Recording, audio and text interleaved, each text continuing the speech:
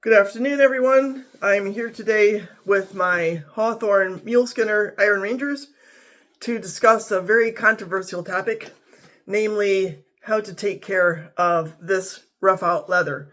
So I'm going to start off with that before I get into the topic of the attributes of these great boots. I'm going to start off by saying this is one of my go-to pairs of boots, as you can probably tell. That's a significant patina.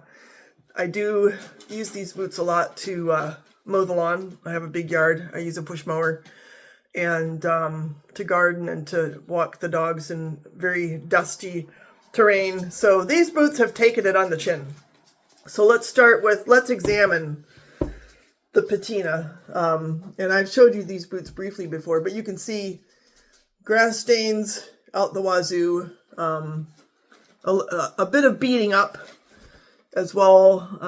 The creasing, you can tell from the tongue just how much wear these boots have undergone. And not only have they been exposed externally to the elements, to dog dirt, grass stain, bugs, mud, ice, slush, what have you, but they've also been very much exposed internally to, let me see if I can show you I like showing you the Red Wing stuff in there, but it's kind of hard to see. They have been sweated on out the wazoo. So when I wear my boots all summer long, and my ritual is that I take them off at night and I just let them out to dry. I leave them out for a good 24 hours before I box them back up, and I make damn sure, especially if I've worn them in the rain, which these have also been exposed to rain, not to mention salt, all kinds of things. And why? Well, I mean, they're so comfortable. I adore these boots. The sole is it's the kind of sole that's just enough. There's enough tread, enough traction there to get you through rocks, even some ice and cement, but also not to track in, huge amounts of poo and mud when I'm out cleaning up after the dogs or working in the garden. And we have a gravel driveway. So in the spring, we have significant mud for weeks. And that has to be dealt with. So my son gave me a boot brush to use, and it sits out in the garage. And if need be, if I have to, scrub gravel and mud and stuff off these before I walk in with them, then I'll use that out there. And usually I'll just take them off and hose them down in the kitchen sink. I have a big country style kitchen sink, and the faucet has a spray element to it, so I can really clean off the bottoms of these pretty good. Sometimes they get caked with grass, all kinds of stuff. Lots of dust. I mean, you can even see just here, like this it's gone. The nap is just gone. It's from my heels rubbing on each other, especially mowing the lawn or whatever. I have ditches, and so I have to go up and down hills. There are a lot of dips because we have not prairie dogs, stripies, the ground squirrels. So they'll, stir up the dirt and pile it up, and then there'll be some kind of a dip. And so these boots support me and protect my feet, protect my ankles. They protect my whole body because they keep me upright and supported through all of that havoc that's being wreaked when I'm trying to take care of my yard. And I have the leather laces on here. So that gives you an idea of the patina. As I've said before in other videos, I'm very proud of the scars, the traces that I leave on my boots thanks to all my activity. So I'm going to show you the other boot. So I'm only halfway done, but I decided the poor thing needs conditioning, right? So here's the one that's conditioned. So it looks different, and I would be curious if you feel like it's a positive difference. Here you can see that's just never going to go away. That smoothing where the nap was worn down, and combined with copious amounts of grass stains. And of course, on the toe as well. This is forever going to be nap-free because it just got worn down that much. But that's fine because the leather is still great. Still plenty of support in there. All the way to the cloth that they have inside. Everything's intact. Everything works great. I've still got these great wrinkles. And now I can feel this leather. It feels a lot happier. It's not so caked with dust and dirt. So now I'm going to go into the controversial part. And I'm going to be honest, I kind of winged it. You know, I've conditioned some boots, but I'm always a little bit leery of the rough out because it's a suede, you know. I mean, it's not really, it's a full grain, but it's supposed to have the nap. Can you live without the nap? Absolutely you can. Can you live with discoloration? Absolutely you can. If your boots are functional, which most of my boots are, I mean, I do have a few that I get kind of persnickety about because from time to time I have to look professional. I'm still a full-time professor, and there are times when, you know, I meet the president or the provost, and it's like, I should look kind of good. So I may wear these just to show off how hard I work at home, but I'm usually inclined to wear, you know, the Rancourts, the Tafts, something like that. So I think it's a judgment call. If you want your Hawthorne Muleskinners to look like they just came out of the box, then obviously you're not going to wear them like I wear mine. That's presumably what they looked like. I'm laughing because it's like, it's not even the same boot. I mean, is this picture, is it sort of retouched? I don't know. I don't think they were ever that light. Now, will I ever get all of the embedded dirt and grass stain out of these? No.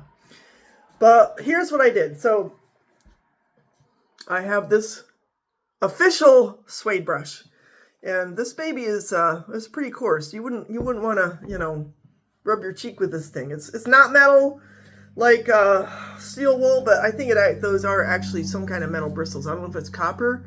You might know what this is made of. But I gave it a really good brushing, and I could see the dust fly, you know, and it was a lot of fun. And I tried to raise the nap on, you know, some of these spaces where it's very smooth. So I did that, and I also went over it with a terry cloth because I just thought that would get more of the dust out of it. Then I took this. I don't even know if this is available. I've had this for close to 30 years, people. I actually got it in Germany, but it's made in Georgia. So I don't know. Do they still make this? It just says it's a pH balanced leather cleaner. And, you know, I have saddle soap. I've used this before. I think I got it in conjunction with some luggage. So I thought, well, I've used it before. It'll be fine. You kind of, you get a wet rag and then you dab it on there. And you can see, like, this used to be white. Okay, so I got off some serious dirt when I did that. And I don't think I got off any, you know, I'm pretty sure this leather is undyed. So it didn't hurt the leather, you know. And then you're supposed to rinse it, wipe it off with a wet cloth. So I did that, let it dry. Well, then I applied this. Red Wings proprietary Neat's Foot Oil. So I juiced it up really good because I may or may not care what these boots look like, but I want them to be happy. I want the leather to be supple. I want it to last a long time. I don't want it to be caked, to be cracked, to start falling apart. So I gave them a lot of nourishment, and I just rubbed it in with my hand. And then I kind of wiped them down a little bit, and I let them dry again. And then one more round of the suede brush. So that's the result. And be interesting here. Let's kind of do a little comparison. I mean, yeah. Obviously, it's a big difference, right? It's a very big difference. So I definitely had an effect on these boots. You can see the, you know, this boot that I'm holding over here, it's got the nap on it. But this one over here, it's just been crushed and embedded and crusted with all kinds of stuff. So I'm going to have to get after these boots. But I was amazed at how this leather just drank that Neat's Foot Oil, because I applied it really liberally throughout the tongue, everywhere. And they just feel a lot better now. They feel more like leather, a lot happier. I'm sure the coloration, you know, as we observed, right, with the illustration from my phone. No, it's not the same. But this leather is back to being a rough out leather. So I know there are a lot of different theories about you shouldn't use conditioner on rough out, or it's just, I don't know, people are just really opinionated about protecting the leather and retaining its original characteristics and all that stuff. Whereas in a pair of boots like this one, for me, the functionality is the key issue.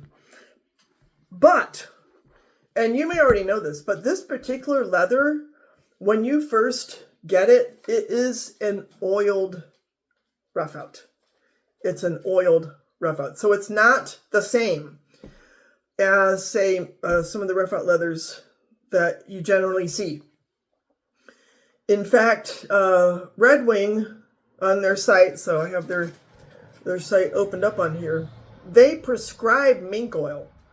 And I could have used that. And it says use the mink oil sparingly, which, given how thirsty this baby was, I might have probably slathered it on the way I did the Neatsfoot oil. So here's what Red Wing says about the Muleskinner leather. Lightly apply mink oil to Muleskinner leather. Mink oil will darken leather and should only be used sparingly. Allow the leather to dry. All other rough out and nubuck leathers do not require conditioning. So with this particular Hawthorne Muleskinner leather, my instincts were actually right. I just looked at this 5 minutes ago. And I just knew in my heart of hearts this baby needed more than just a good harsh brushing. It needed help. It was thirsty. Yeah, I almost feel like I could do it all over again. I'll wait 6 months. As you probably have gathered from my videos, I'm the last person to baby my boots and to overprotect them. But on the other hand, I think these were crying out, well, this one is, for attention. And I kind of like the end result. So they still look really rugged. They look really tough, but they feel happier. And they're ready for next year's lawn mowing season. I think we're about done this year. Finally, the grass has kind of slowed in its growth in spite of how warm September has been. But in any case, I'm sure I don't have to tell you a whole lot about these boots, but as you've already gotten most of my review, but I do love the Iron Rangers. They have a steel shank. They're very supportive, which I so appreciate. I do appreciate this roomy toe box with the extra protection of the cap. And the fact that I'm not going to sprain my ankle in these, you know, which is very important. I don't want to have a sprained ankle. It's not fun. This tongue is a little bit thinner leather, I think, from the rest of the boot, which I don't mind because, you know, it's covered. And it increases the comfort. So it just makes it easier to break in. I had zero problems breaking these in. I've broken in several pairs of Iron Rangers. I find it easy. I have a couple pairs of Truants. It's like, will I ever break these in? Will I ever be able to, enjoy wearing them comfortably? Maybe. But with the Iron Rangers, I never have that question, which I really appreciate, And I think probably Rose Anvil would say, oh, well, the leather's a little thinner and stuff. It's like, I'm not going to go and put out forest fires in these things. I'm just mowing the lawn. So it's just what I need. I honestly can't remember what laces these came with. They might have come with the leather. You might know better than me. I have leather laces in them. I like the hardware. I like the stitching is black except for that white. They show off their triple stitching with that white middle stitch. And I already told you I like the sole. So I can't recommend these boots enough. I think they're going to last forever. The comfort level is extreme. No, I might not go and raise money for my program with these on, but I'll gladly go out looking like Farmer Green for the rest of the entire day wearing these boots because I guess I identify hard work with being a good person. Let's just put it that way. I feel better about myself if I've worked hard, and I like wearing clothes that give a concrete demonstration of my willingness to plug along on behalf of others, of the environment, of my yard, etc. So I wear these all the time.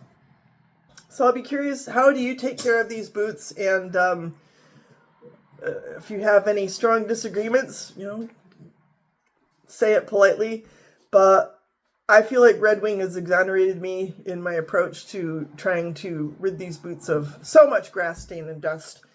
and to restore their suppleness with the Neat's Foot cream. Next time I'll try mink oil, and we'll see what comes of it. So until then, take care. Bye.